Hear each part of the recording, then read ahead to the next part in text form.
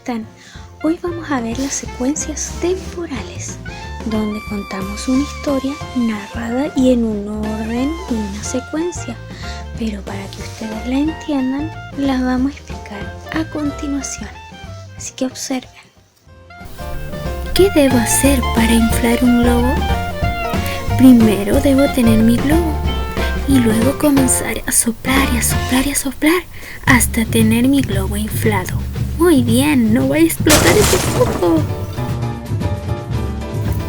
¿Qué hace esta arañita primero para hacer su telaraña?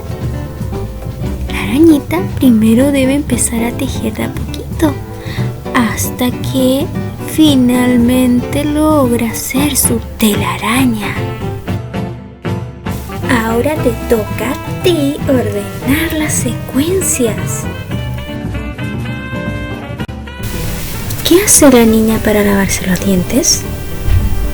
Bien, primero debe echar la pasta de diente al cepillo y luego cepillarse. Excelente, ordenaste muy bien. Ahora con 3 secuencias. Observa.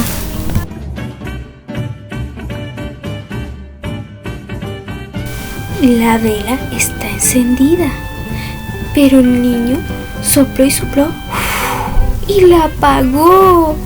Fin de la historia. Esta secuencia está desordenada. ¿Cómo irá? Esa es mi pregunta. Ayúdenme a ordenarla. Hagámosle una pausa. La niña echa la semillita a la tierra para que crezca una plantita. Pero para eso debe regarla y comenzó a regar con agüita y finalmente creció la plantita. Para llegar a ser adultos, ¿qué pasa primero?